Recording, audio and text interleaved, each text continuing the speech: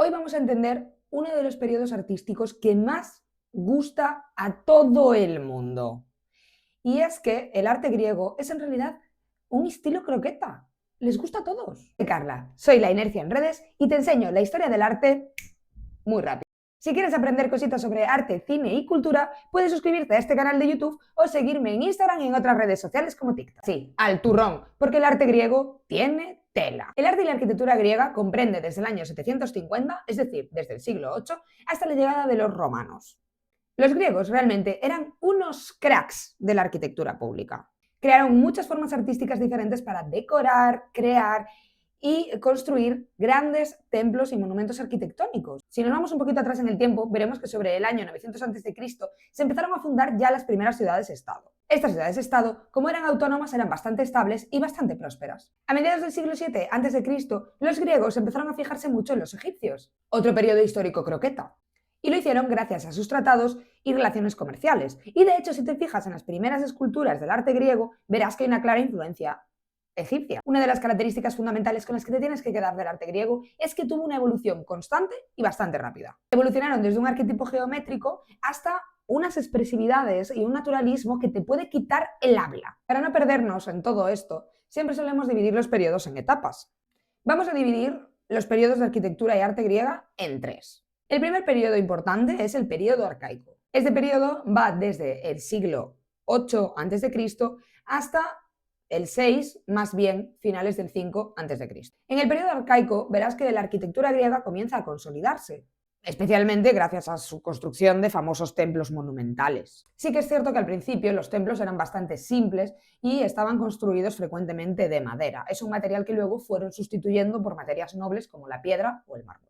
En el periodo arcaico las estructuras son más robustas, más sencillas. Básicamente es mucho más austero, pero ya se percibía una cosa súper importante para los griegos, que es la simetría. Dos ejemplos perfectos para entender bien la arquitectura arcaica del arte griego son el templo de Hera en Olimpia y el templo de Apolo en Corinto. Son dos ejemplos perfectos para entender que los griegos empezaban a cogerle un montón de gusto a la arquitectura monumental. Gusto que, por cierto, nunca abandonaron porque son obras gigantes. A mí la verdad es que me gusta definir los periodos como si fuesen una comedia romántica.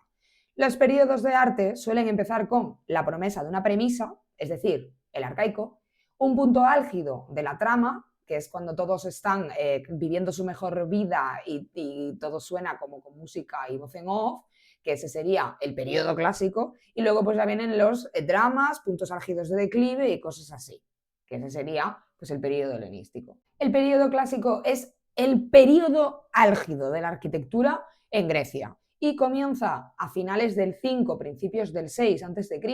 y termina a principios del 4 a.C. Aquí llegamos a una época dorada, porque es que los griegos estaban en su mejor momento. Los arquitectos en este momento eran los reyes de la fiesta. Ya tenían una forma perfecta de combinar la funcionalidad y la estética. Este es perfectamente el periodo más famoso en el que todos pensamos cuando pensamos en arquitectura griega. Aquí se llevan a cabo obras monumentales, como por ejemplo el templo de Zeus en Olimpia, que albergaba una de las 7 maravillas del mundo, que es la gran escultura de Zeus de Fidias, que actualmente pues no conservamos. Pero es básicamente la que sale en Hércules, ¿vale? El Zeus que cobra vida de Hércules, ese era el Zeus de Fidias. El último periodo del arte griego es el periodo helenístico. Este periodo va desde el 3 a.C. hasta ya mediados del siglo II a.C. Se suele tomar la fecha del 146 a.C. porque es la fecha en la que llegaron los romanos y arrasaron con Corinto.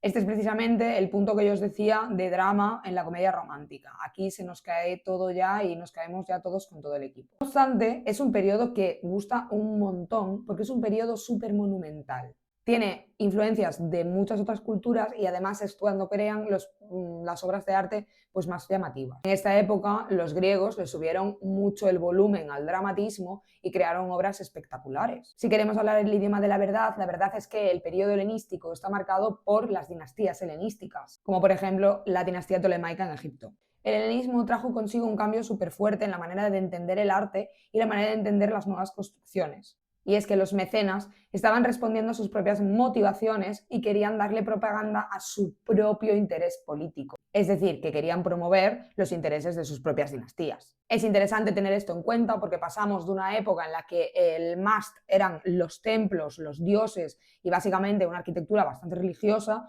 a otras cosas.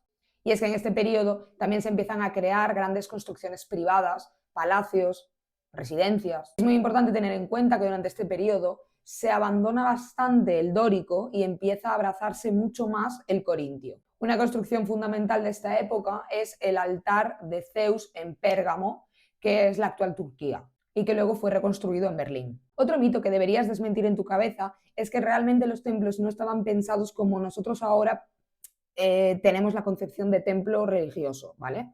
Los templos realmente eran la casa de los dioses.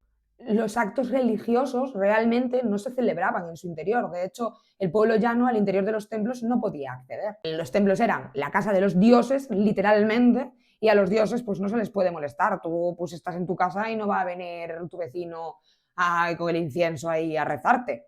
De hecho, por ese motivo, las ofrendas y las ceremonias se llevaban a cabo fuera, en el exterior del templo. Es muy importante para entender la forma de los templos. Y es que el templo estaba dividido en tres partes. Estaba la pronaos, que tenía un tamaño muy considerable y es el pórtico de toda la vida de Dios. Luego estaba la naos, que era la parte interior donde estaba la estatua de la deidad. Luego estaba el opistodomos, que era una sala completamente cerrada donde pues se guardaban allí pues, las ofrendas de gran valor. Esta división de tres partes definidas en el templo es una metáfora perfecta. Es una visión simbólica de acceso gradual a lo sagrado. Mientras que la pronaos era un espacio que estaba para todo el mundo, abierto al público y para todo el pueblo llano, la naos estaba reservado solo a los sacerdotes y el opistodomos realmente no estaba abierto a nadie, al Dios, solo al Dios. Y ya sabes, si te gusta el arte, el cine y la cultura y quieres aprender más cositas como esta, pues sígueme.